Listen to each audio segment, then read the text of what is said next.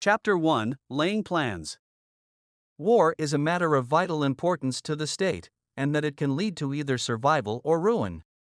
A general must have a deep understanding of their own strengths and weaknesses, as well as those of the enemy, before engaging in any conflict. The need for flexibility in planning, as a general must be able to adapt to changing circumstances and modify tactics in accordance with the enemy situation. Key factors to consider when laying plans include the terrain, weather, and the enemy's disposition. All warfare is based on deception. Chapter 2, Waging War. Speed is the essence of war. A general must be able to strike quickly and unexpectedly in order to catch the enemy off guard. Knowing when not to engage in battle is extremely important. The best warfare is to attack the enemy's plans, next is to attack their alliances, next is to attack their army, and the worst is to besiege their cities. A general should only engage in battle when the odds are in their favor and that they should avoid situations where they are likely to suffer a defeat. Understand the nature of the enemy. Knowing the other and knowing oneself, in 100 battles no danger. A general must be able to adapt their tactics to the strengths and weaknesses of the enemy in order to achieve victory. Chapter 3, Attack by Stratagem. In war, the way is to avoid what is strong and to strike at what is weak. A general must be able to identify the weaknesses of the enemy and use them to their advantage in order to achieve victory. A general must be skilled in the art of deception, including both feints and actual deception, such as disguising troop movements or hiding strengths and weaknesses. A general must be patient and wait for the right opportunity to strike, rather than rushing into battle without proper planning. Chapter 4, Tactical Dispositions. Adapt tactics to the specific circumstances of each battle. The general who wins the battle makes many calculations in his temple before the battle is fought. A general must carefully consider factors such as the terrain, weather, and the strengths and weaknesses of both their own troops and the enemy in order to develop an effective strategy. Chapter 5, Use of Energy. Divide up resources and troops properly. The control of a large force is the same as the control of a few men, and it is simply a matter of dividing their numbers. Therefore, a general must be able to allocate and utilize resources effectively to achieve victory. Conserve energy and avoid wasteful actions. Sun Tzu compares the energy expended by those who fight without forethought to the fury of those who rush into battle.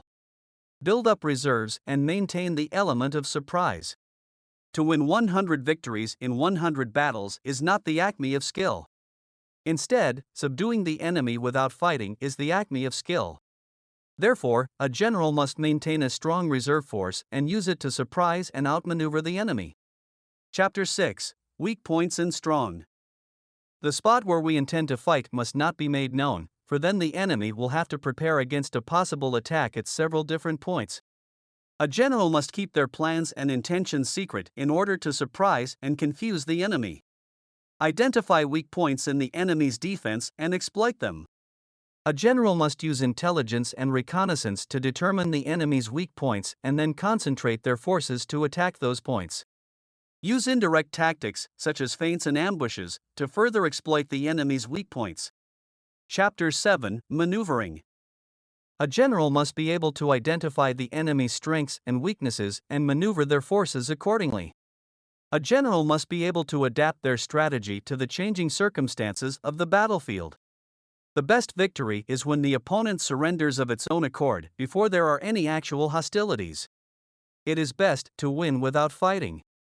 A general must be able to adapt their strategy to the terrain and use it to either attack or defend.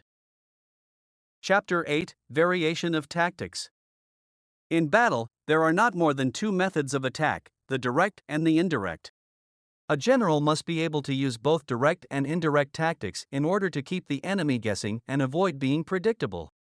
Chapter 9, The Army on the March. The skillful leader subdues the enemy's troops without any fighting. A general must be able to use strategy and planning in order to avoid unnecessary battles and achieve victory without fighting. A general must ensure that their troops have enough provisions and are well rested in order to maintain their strength during the march.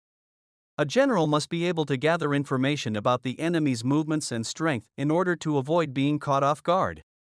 In war, the way is to avoid what is strong and to strike at what is weak. Chapter 10 Terrain.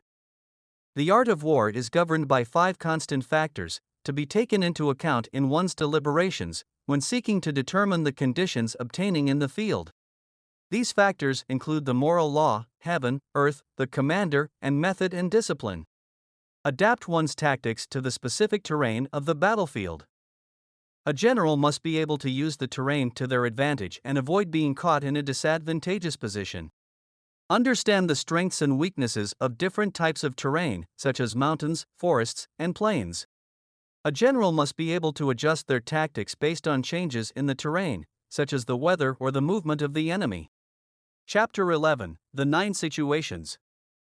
The different situations that may arise during battle, including dispersive ground, facile ground, contentious ground, open ground, ground of intersecting highways, serious ground, difficult ground, hemmed-in ground, and desperate ground. Chapter 12 The Attack by Fire. There are 5 ways of attacking with fire. The first is to burn soldiers in their camp, the second is to burn stores, the third is to burn baggage trains, the fourth is to burn arsenals and magazines, the fifth is to hurl dropping fire amongst the enemy. A general must be able to effectively use fire as a weapon in order to weaken the enemy's strength and morale. A general must carefully choose the type of fire to use, as well as the location and timing of the attack. Use fire as a surprise attack in order to catch the enemy off guard. Potential drawbacks of using fire as a weapon would be the risk of the fire spreading uncontrollably and causing damage to one's own army or allies. A general must carefully weigh the potential benefits and risks. Chapter 13 The Use of Spies. All warfare is based on deception, and spies are a crucial tool for gaining information about the enemy's plans, strengths, and weaknesses. A general must be able to effectively use spies in order to gain an advantage over the enemy. Several principles for effectively using spies. Secrecy and discretion. The need to use different types of spies for different purposes. The importance of providing clear instructions and incentives for the spies. Potential dangers and drawbacks of using spies, such as the risk of spies being captured or turning against their handlers. A general must carefully weigh the potential benefits and risks before using espionage as a tool.